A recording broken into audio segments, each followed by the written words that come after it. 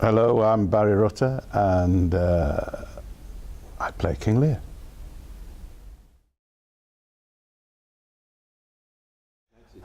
I'm the wrong person to ask about character. I don't think characters exist. There are roles to be played with characteristics. That's the big difference. There is all this psychological investigation into figments of poets and writers' imagination is not the way I speak about things. I don't like speaking about he as if he exists. You know what I mean? In that third person, in that way that American film actors indulge in. The word character grew up with the English novel, when people and writers within the people in the stories could play God and get in the minds of other people. That's where we get this modern psychological sort of investigation. But I play a person who exists in the figment of Shakespeare, who has characteristics and who things happen to, and he responds accordingly. Now, in this, that particular line has been down depression and down hallucinatory dementia.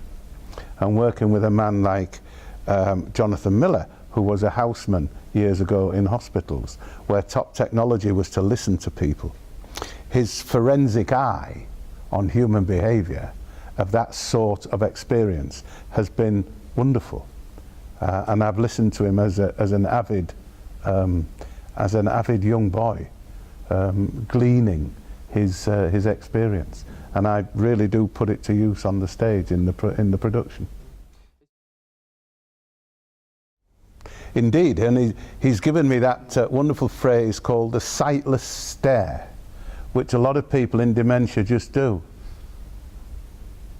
And one or two people, that we've spoken to on the tour so far have been distraught because that's what's happening to their relatives now. And indeed, dementia and Alzheimer's is getting a lot of publicity recently. On 5 Live last night, there was a big late night debate about it.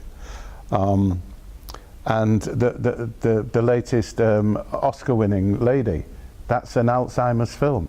So it's in there now, and it's the observation of, in the play, of course, Lear recovers somewhat from his depression and his dementia.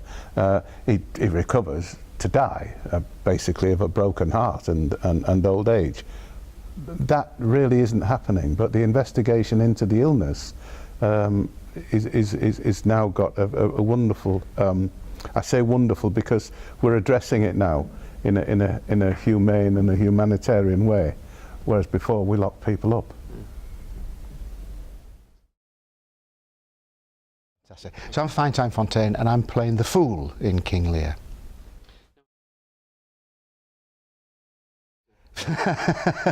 Yes, well, yeah, Finetime Fontayne play the fool, and he's a very serious man.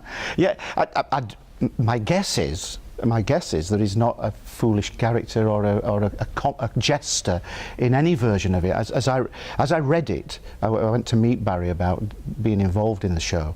I kind of sat down. I'd seen it, but I kind of sat and read the bits, and all I could get was angry on Lear's behalf. It seemed to me. There are a number of... Cordelia seems to be kind to the fool. Gloucester seems to be kind to the fool. Albany seems to support the fool. Cornwall, it seems, hates him. Reagan hates him. Goneril hates him. If he's been hurt by people, he's been hurt by one faction of the family and supported by the other. And that kind of... For the fool, everybody seems to be making mistakes, it seemed to me. Lear's kind of jumped the ship the wrong side and kind of banished Cordelia. And she's my mate, as he is. And I'm going, what you done? So when he comes on, what have you done? You can't, can you? Can't you see how ridiculous that is? The two girls that you're supporting are the girls that hate you, and he can't see it. And I think the fool's struggle is trying to grab Lear, who is suffering from it, who's changing in front of his very eyes, is not behaving in the way behaved in the past. This might have been a steady creep over the years that which isn't the play, but certainly even in the play, as I observe him as the character, also as the actor, as I observe what Barry's doing as Lear, I'm going, there's a Lear I understand. There's a Lear I know. Fantastic, we're okay. What's he doing now? And then I try tactics, I try old jokes that maybe only you and I get. It's also because Barry and I are a similar age, it's not always played like that. It does feel as if I've been with the guy for a long, long time. I've been his fool for years and years and years. And so there's a friendship there and a care and a love. And I think that anger for is based in the love of Lear. That's what struck me. Jonathan, when he was directing, one of the words he used a lot for everybody is people are bewildered by what's happening. Even the girls. Why is he what's he doing this for? Why is he behaving like this? What's Cordelia doing that for? And everybody's bewildered by the situation. It's just not normal. The world's not normal, and it certainly is very true for the fool. That it seems to me that I know this court backwards. I expect certain things to happen. I know how to operate.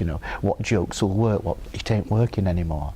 And he's lost. And I think it's very. I find it very, very moving towards the certainly in the scene on the heath in the storm, watching this man that I've admired deteriorate very, very badly and quickly in front of your very eyes, and so when he says I'll go to bed at noon, the word's upside down. We're now going to bed at noon. We're not having dinner at noon. We're not sleeping at night. We're sleeping in the morning, and there is that sense, isn't there, which I really enjoy, of the pre-Christian pagan world turned upside down.